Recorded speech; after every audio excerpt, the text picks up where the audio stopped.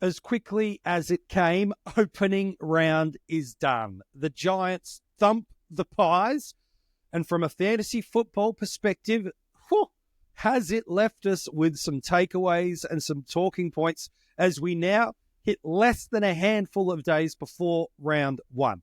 What do we need to apply? What do we need to change? I'm going to go through and give you all my reflections and takeaways from this Giants and Pies game from a SuperCoach AFL Fantasy Dream Team perspective. It's probably not the most significant one, but I do want to put it right at the top of the tree because in future games, we can pretty much lock this one away. Toby Bedford's still got the tagging duties. Nick Daicos, for at least a half of this game, had Bedford running around with him and did a relatively good job at stifling his impact in and around the contest. But that's exactly still on the cards. I know some had thought maybe that they wouldn't run with one early, that it was a move they might introduce mid-game, much like Sydney did with James Jordan. Nah. It was the first bounce. Daicos had clear air, and that moment that bounce ended, Bedford just parachuted straight into him. So be careful with your premium midfielders. We might just continue to see Toby Bedford run with them. Maybe a Christian Petrarca has a round one date with Toby. Let's wait and see. Second thing that's worth talking about, Kieran Briggs. A horrible injury, concussion, and at time of recording, nothing confirmed in terms of games out. I'd be shocked if he played this week, absolutely shocked. And all the media reporting post-game was about a month. But look, let's not get too much into the speculative space about how many weeks he is out. He's just not going to play this week, which means do we see a Lockie Keefe ruck solo? Does a Madden come in as a viable R3? That might be a play, especially if Briggs is out for a short to a medium term, given he's got that opportunity through there. But the big talking point that comes off the back of this is twofold. One, if you're not running a set and forget ruck strategy, Briggs is going to be mightily cheap for you when he does return from injury. And so if there's room for value in your side, he could be a play. This is the beauty of flex in Dream Team and SuperCoach, because historically you probably couldn't tap into it. And AFL fantasy coaches that are running two upper echelon or set and forget territory rucks, you probably just can't get into the value. But in SuperCoach and Dream Team, you can. So Kieran Briggs will be undeniable value when he does return from injury. And let's hope that he makes a full recovery and it's sooner than later. The other talking point that comes off the back of this is that Max Gawn is going to have an absolute field day in round one, regardless of which Giant they send to him.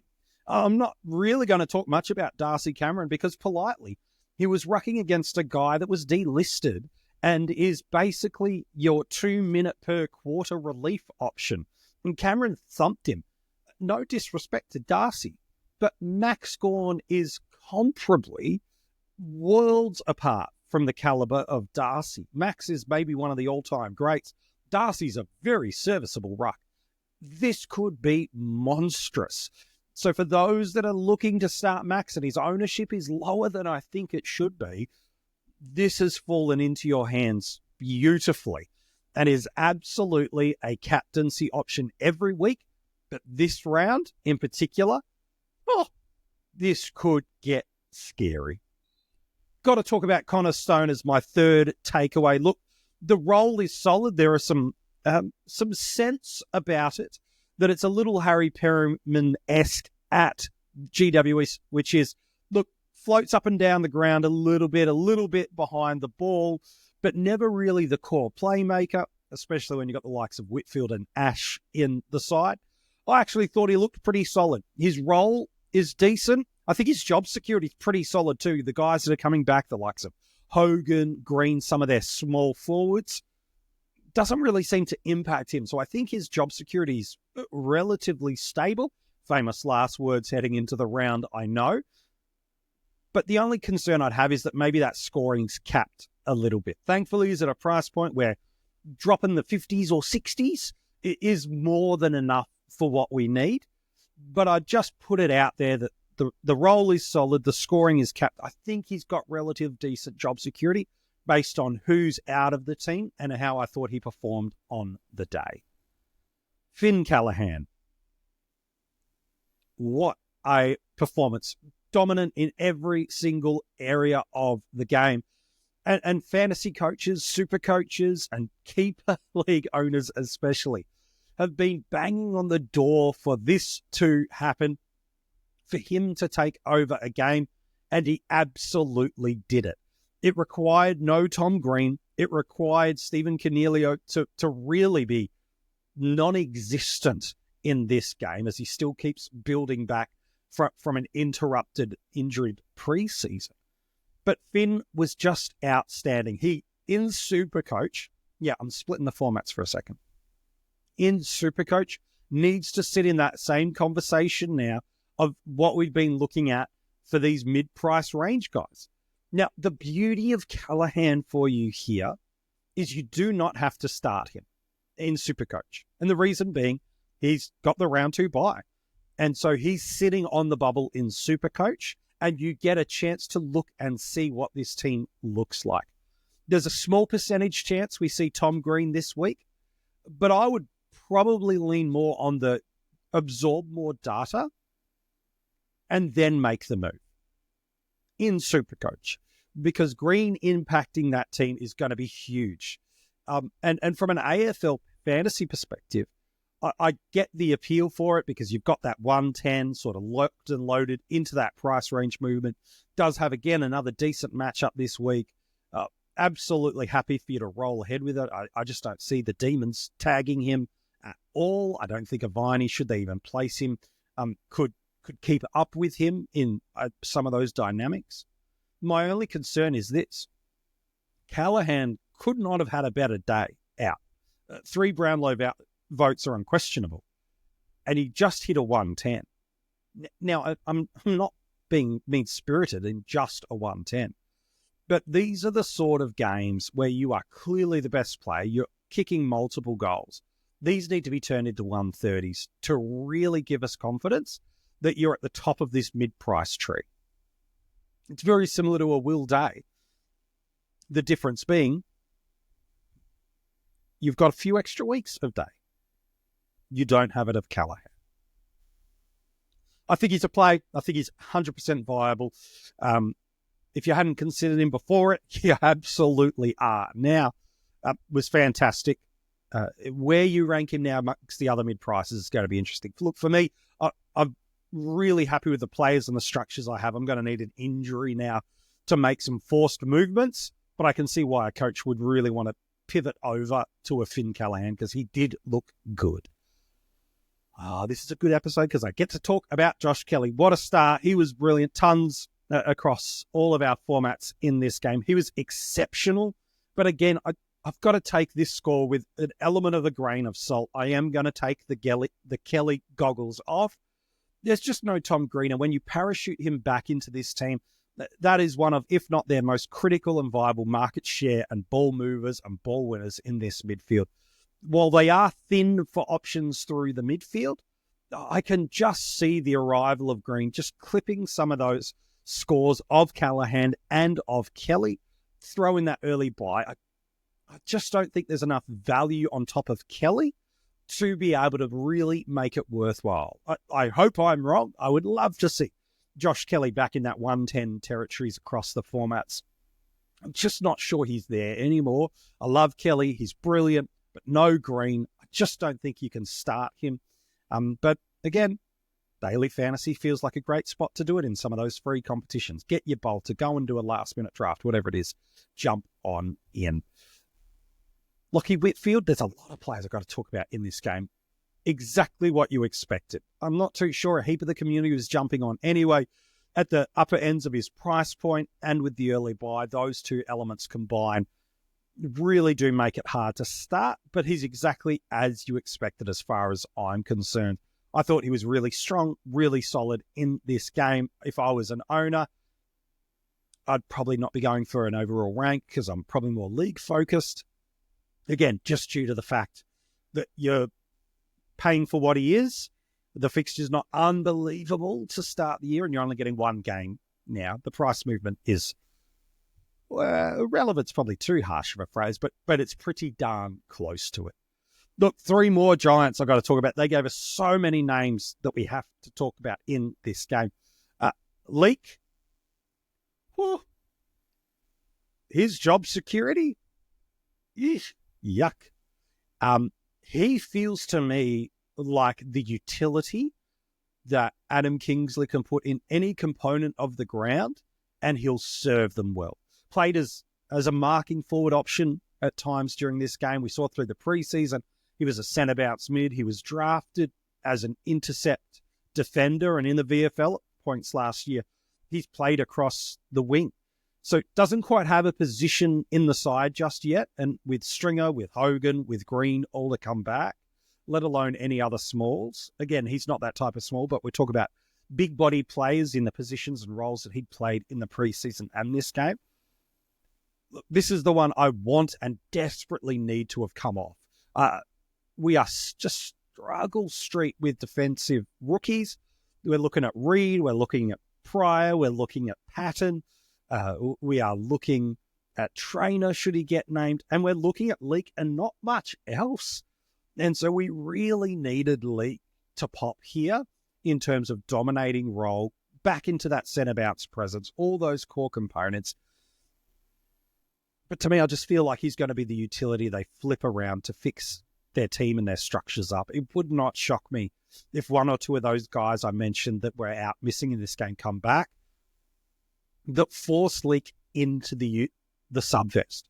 Because he does feel like a great sub option because he can play on wing, he can play centre bounce, and he can play at either ends of the ground, albeit differently. So to me, I don't think I can start Leak with any confidence. Now, if all of those guys I've mentioned continue to be out, we might just have to run that, especially in AFL Fantasy, where you get the accelerated price movement. You could probably take him over a Trainer type or a Pryor type and at least get the banked cash. But I'd be looking elsewhere now. I feel like the rookie defender crisis is now real 2 years in a row, and it's going to be a little bit tricky for us.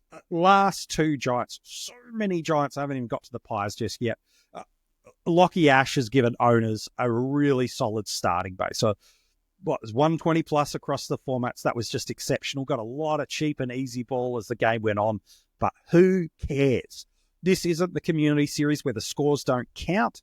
This is AFL where the score doesn't count, but what they do to their price movement cadence does. And so it's of huge impact. I probably can't forecast him popping monster scores like that with teams like Collingwood were just cramping up in the entirety of the last quarter, both literally and metaphorically speaking. They just were run off their feet. They were gassed. They were tired. To me, you just can't probably do that and some of the other Giants moves that you might like to make. So you really do need to put it in a prioritization order. To me, he's a fine pick. Structurally, it doesn't work for the way I would like to run, but I can absolutely see why and where a team would go there, especially in AFL Fantasy. Again, SuperCoach Dream Team. This becomes a great parachute option off the bye.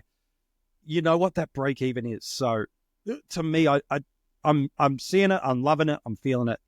I just would probably rather trade into that in Dream Team and SuperCoach, while AFL Fantasy, again, it's a 1 week hit and then you're off on the break. Is that enough? Does that work for your structure? I'm not too sure. The real interesting one, I'm going to caveat it purely for AFL Fantasy right now. Because again, in SuperCoach, they've got the round 2 bye. You'll see what this player's break even is when they're on the bubble. But can you do Sam Taylor in AFL Fantasy? Probably one of the biggest scores, if not the biggest of his career. A perennial, not just nowhere near that sort of score. He's a 50 guy by average. But can you run it for just the 1 week? Maybe more if things turn your way. Like they play Melbourne, notoriously gift up points to opposition defenders. There's no one really of their tall forwards that I would say is imposing or scary unless Max Gawn drifts forward in this game. He's already got a great break even, banked money already, which is exceptional. And even a 50 would see him turn a decent amount of cash. The other appeal to him is at under 600K, running at D5, D6, gets you that rookie that we're all so concerned about off field, even though he's likely to score in the same territories. At least gets them off field and you can see a pathway to some ceiling scores. Can you do it for just the 1 week hit, let alone a few extra weeks? My only concern is I'm always nervous about telegraphing a player as a 1 week buy and then trade, because we just don't know what round one is going to dish up for us. We don't know what injuries or suspensions throw our way. We don't know what other urgent issues are required to be fixed up in our teams. And so banking on a 1 week sugar hit that you get and then you trade out of, I think proceed with caution with that. I need to process it a little bit more. It's still fresh news off the back of this game. It is a consideration in AFL fantasy for sure, but it depends on the coach, depends on the team, it depends on the structure, and depends on the risk profile of how you like to play AFL fantasy. SuperCoach, you don't need to go there. You got time on your side to figure things out. I'd rather trade into it than start it and then have to trade out of it after round 3, and by then it might not really be worth it. Let's talk about the Magpies. Harry Perryman, if you didn't have him before this game, is an absolute lock. Look, he cramped up late in this game, but it's the role that we saw him play throughout the preseason and what we'd expected him to do, which is be more defensive-minded as a midfielder at centre bounce, protect and create opportunities for the likes of Daicos and Pendlebury. And when De Goey gets back, that will only continue to be enhanced, that need and necessity of that role. There was talk even before this game that Craig McRae saying there'll be moments he drifts back. I think once we see a Dan Houston come back, who's now available to play, I'm not too sure we'll see it that often, especially with a pretty thin mid at the moment. We still no De Goey, still no Mitchell. They're just looking a little older and slower through there. And while Perryman's not fast, he's definitely got a turn of speed a little bit more than some of their dad's army guys. So to me, just a lock. Just pick him. Don't make it too hard for yourself. I'm a big fan of this one. Nick Daicos. Oh, I have dubbed this the Rory Laird game. You remember that a couple of years ago? Up at the Giants, first game for their team of the year, baking heat and just cramped up after half time and dished an absolute disaster score for us. Does that remind you of anyone? Oh, Nick Daicos. The parallels are uncanny in this game. The difference is the score doesn't count, whereas Rory Laird did. Can you tell I was maybe an owner in that season, hey? Just can't start Nick. Now, as far as I'm concerned, I know I love him. I think he's brilliant. This is a FOMO freer for you, because that was the reason you started Nick, right? You knew he was a star. You knew he could get on a hot stretch of 120, 130 over the first few weeks of the year. But now with a poor score and an early bye, just no. But be ready, because Daicos is the kind of guy that over the next month can absolutely do the 120s and 130s. He'll be very proud to respond after a disappointing game. And physically, one of the things he prides himself on is his ability to continue to work and run at the same spaces and intensity in the last 30 seconds of the game as he does in the first 30 seconds. So I could actually see a big response game from Nick as early as this week. But I couldn't do it. I couldn't start him, and I could not advocate for you to do the same. The bye and the poor score will really trickle through that. But again, in AFL fantasy, more in SuperCoach, it is only one of the 3 price cycles. It can fall out very, very quick. So if you want Daicos at his cheapest point, be ready to attack early in the season. I would almost make this, in SuperCoach, the number 1 premium to get at their basement price. He won't come uber cheap unless he has another stinker against Port Adelaide this week. But to me, get ready to get on board the value that he's going to provide after his bye. I don't know if we'll ever see him this cheap ever again. Josh Daicos, we have to talk about him. Absolutely owns that halfback line. Even once a Dan Houston comes back, I still see enough opportunities to create and ball to own back there for him to absolutely do that. He's scoring really well in that spot. Look, in AFL fantasy, it wouldn't shock me if he could knock on the door of a top 5 to 10 defender. It really wouldn't. He's got that role. Of course, we want to see just how much Houston impacts it, because the game they did televise and show us was against Richmond, and that was bruise-free community series football. So there's nothing hugely to take away from that. But to me, I think he's got the tickets. If you're a draft owner, lock in the fact that on the keeper platform, you're going to get DPP real early in the year. They won't need much data. It's been telegraphed since late last year that this is where he'd be. Now, I think on the keeper platform, you're about to get a 90s mid, which is solid, potentially up to your D1 spot, depending on what and who you've drafted. Great news for those that have just wrapped up their Shiva draft as well. Last Magpie probably should talk about is Ed Allen. Look, I thought he was pretty solid. Look, a better SuperCoach score than fantasy score. But with so many injuries in this Collingwood team at the moment, he's a play. He's a play. That's all I'll say. He's a genuine play. Might not fit everyone's structure. Probably not someone I want on field. But he's an absolute play. Let's see what other rookies come our way throughout this week. He's certainly not ahead of the Ashcrofts, the O'Sullivans, the O'Driscolls at SuperCoach, for example. He's not in that range. But if we need it, he might just be it. Let's wait and see what the injury report holds. But I think he's going to get a couple of weeks at very least. Always a bit of a sub-concern for me. But we'll wait and see what holds out.